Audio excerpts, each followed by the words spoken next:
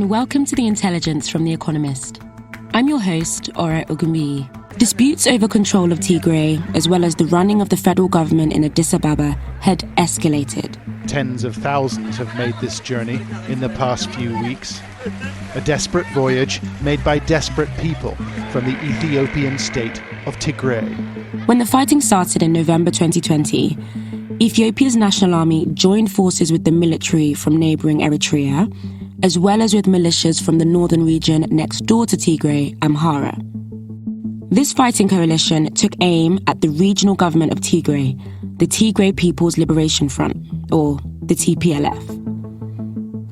Forces from Amhara in particular have been accused by multiple parties, including the United States, of annexing contested lands and ethnically cleansing hundreds of thousands of Tigrayans from them. Women and girls were subject to horrific forms of sexual violence. Thousands were forcibly displaced from their homes. Entire communities were specifically targeted based on their ethnicity. Many of these actions were not random or a mere byproduct of war. They were calculated and deliberate. A peace agreement brought the war to an end last November. But Human Rights Watch, a non-governmental organisation, has reported that ethnic cleansing is still ongoing. Both sides in the war have been accused of carrying out the atrocities, claims that were being made by the United Nations a year into the war. We have reasonable grounds to believe that during this period, all parties to the Tigray conflict have committed violations of international human rights, humanitarian and refugee law. Some of these may amount to war crimes and crimes against humanity. But the two sides have long rejected those claims, and unless action is taken soon, the truth may never be known. Investigators are fighting against time and, quite likely too, the deliberate destruction of evidence.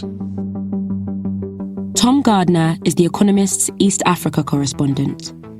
We think this because of what we can see through satellite imagery. For example, in March, the UN was pushing for more investigations in Tigray. Precisely around the same time, satellite images of known detention sites administered by authorities from Amhara and suspected burial grounds in the contested areas suggested that some evidence was being disturbed or even destroyed. Now, this imagery, collected and analysed by Vigil Monitor, a British-based conflict research group, shows disturbances at locations that eyewitnesses have all separately identified as body disposal sites. Sorry, Tom, I'm going to pause you there. What exactly do you mean by disturbances? Well, we should be clear at this point that it's pretty much impossible to get evidence from the ground in these parts of Tigray and Ethiopia. Since November 2020, when the war began, journalists, aid workers, investigators have all been almost entirely barred from the area known as Western Tigray that is in question here. What these images appear to be showing, though, is fire, scorch marks, most likely the burning of graves, burial grounds. For instance, near 3 prison camps, these disturbances, such as freshly scorched earth, became visible shortly after the peace deal was signed between the two sides last November. Of particular interest, actually, is a prison in Amhara. That's a town in the contested territory of Western Tigray that's close to Ethiopia's border with both Sudan and Eritrea. Burns appeared on grounds identified precisely by former inmates as a mass grave. So Vigil, the research group, argues that such unusual burns noted in various sites suggest that evidence is being destroyed at numerous locations. That's what they argue. And in several of them, scorch marks appeared simultaneously, actually, at the end of March. As mentioned, that coincides with the UN's push for investigations to continue. How credible is this claim against the Ethiopian government?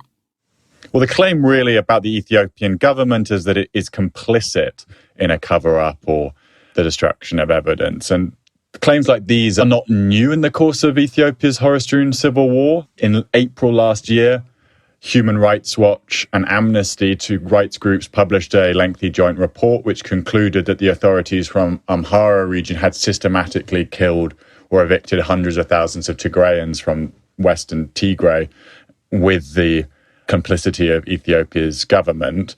A month later, the BBC reported that security forces from Amhara had been digging up mass graves and disposing of bodies. And do you know for certain that these are mass graves being burnt? We don't know for certain. Take, for example, the massacre of Bosnian Muslims at Srebrenica in 1995. That involved interring corpses in designated mass graves, which were easy to see.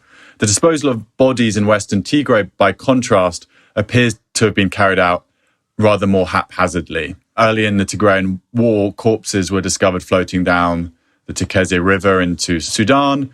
After that, following an international outcry, it may be that tactics changed.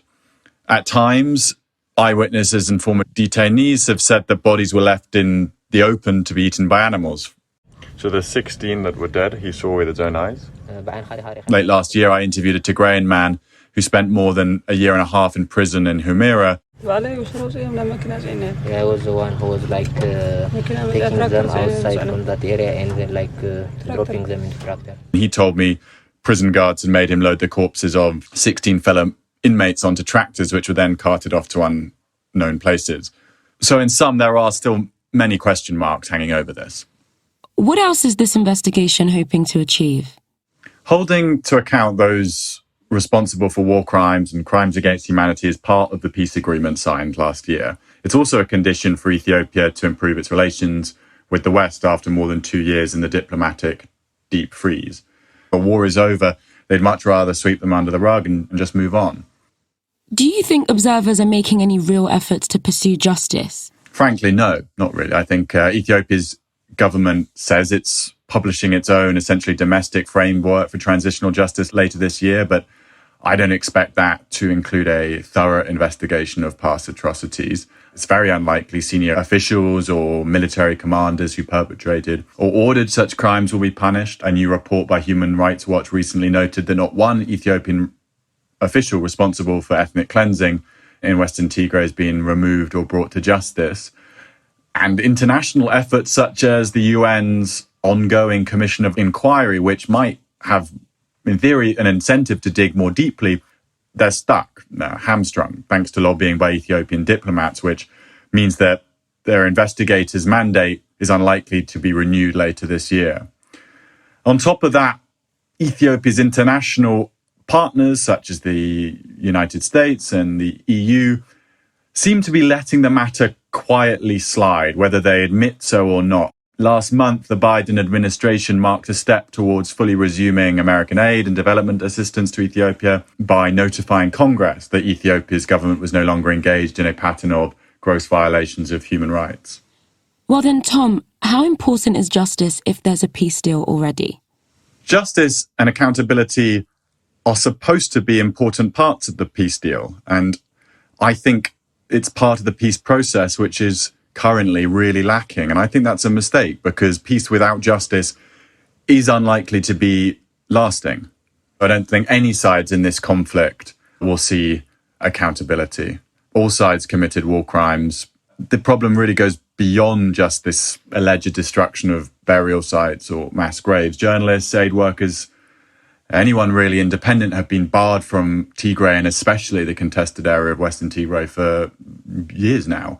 The UN investigators, when they were briefly allowed to visit Ethiopia last year, were prevented from traveling outside of the capital, Addis Ababa. So what this means in sum really is that even if some evidence has degraded rather than being deliberately destroyed, as we believe some of it at least must have been, the effect will be the same. Forensic material that could confirm exactly what happened during the course of this horrific war will gradually disappear. And with it, the hope of any real reckoning. Tom, thank you so much for your time. Thank you very much, Ori.